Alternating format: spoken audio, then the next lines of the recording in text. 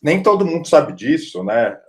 Mas por boa parte do início da sua trajetória intelectual, você teve uma admiração, esteve mais perto do trotskismo. Eu não sei se seria justo dizer que você era um trotskista, eu acho que não, mas você admirava, estudou muito Trotsky, etc. Como é que dá esse movimento de você ser um admirador de Trotsky, ser um estudioso de Trotsky, e alguns anos depois você está sendo chamado publicamente de stalinista, né? Veja, eu me considerava trotskista, sim. Eu me considerava trotskista. Eu acho que o que me aproximou do trotskismo foi, no começo, com baixa densidade histórica, baixa densidade teórica, o que você almeja como experiência socialista é meio que aquele socialismo celestial, sem contradições, né? Sem problemas. E aí, Trotsky sempre foi vendido na literatura que eu tive contato como o exato oposto do Stalin. Então, tinha autoritarismo no stalinismo. Trotsky era o defensor da democracia proletária plena. Tinha repressão à liberdade artística, criativa. Trotsky era um defensor pleno da liberdade criativa no socialismo, e por aí vai. O que me fez afastar do trotskismo foi, curiosamente, a leitura da trilogia do Isaac Deutscher, né? O Profeta Armado, o Profeta Desarmado e o Profeta Traído, que são, inclusive, livros muito bons. O Isaac Deutscher era um historiador fantástico. E nesse livro, dentre outras coisas, ele mostra como Trotsky, quando era comandante do Exército Vermelho, a imagem de um Trotsky a favor de uma democracia plena, contra a repressão, não se sustenta. Né? O Isaac Deutscher mostra, por exemplo, quando Trotsky era comandante do Exército Vermelho e teve greve de ferroviários na Ucrânia, o Trotsky mandou prender. Porque, do ponto de vista militar, era necessário que aquelas linhas de ferro estivessem funcionando para as manobras do Exército Vermelho. E não, vai fazer greve agora não. Vou prender. Percebe? Então, meio que a biografia do Trotsky, escrita pelo Deutscher, trouxe para mim realismo político.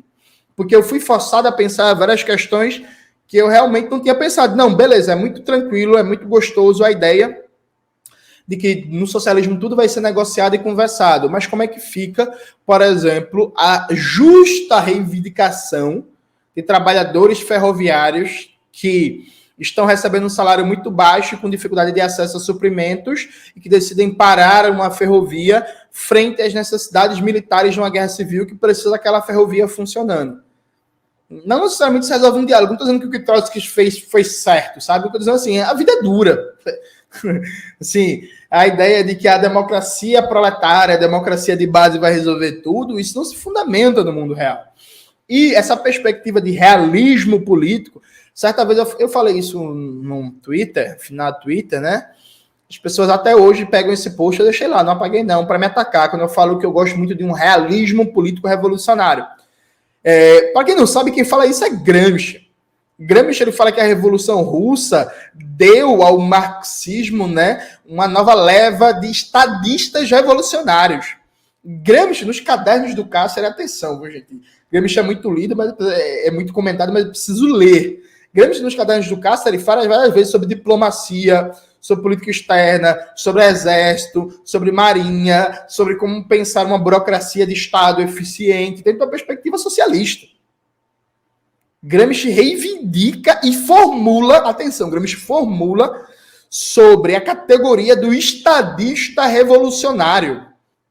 Estadista revolucionário. E ele pensa, inclusive, o Partido Revolucionário como um produtor de estadistas revolucionários para o momento que a gente vai conquistar o poder. Né? E a gente até fala isso, mas às vezes não percebe. Quando a gente fala assim, não, um partido de quadros que seja capacitado para a conquista e garantir o poder. Partido de quadros, o que a gente está dizendo, a gente quer formar uma geração de estadistas, potencial. É isso que a gente está falando. Né? E aí, quando você fala de poder, o poder tem certas regras. Não importa se socialista ou capitalista, mas o poder tem certas regras. Por exemplo, uma das regras do poder. Você precisa garantir elemento de segredo de Estado frente às suas capacidades de defesa e de dissuasão. Não dá para você deixar em aberto para quem quiser saber qual é a situação do seu sistema de defesa. Isso não importa se o país é socialista ou comunista. Isso é a regra indelével. Sabe? Isso, enquanto existe imperialismo no mundo, isso não vai mudar. Né? Numa situação também de enfrentamento com o imperialismo, você não pode, por exemplo, deixar prosperar movimentos separatistas. Como é que... Aí eu não estou dizendo que tem que se lidar com isso necessariamente com repressão, veja, mas assim, não pode deixar prosperar. Rosa Luxemburgo, né, também muito comentada aí, às vezes, dá a impressão de pouco lida, defendia naquele famoso texto sobre a Revolução Russa, que ela não publicou em vida, que os bolcheviques deveriam esmagar com mão de ferro, com punho de ferro, é o termo que ela usa, os movimentos separatistas ali nascentes, os movimentos nacionalistas, na verdade, não separatistas, os movimentos nacionalistas, né? Ainda bem que os bolcheviques, inclusive, não seguiram o conselho da Rosa Luxemburgo ali naquele panfleto que ela escreve, né?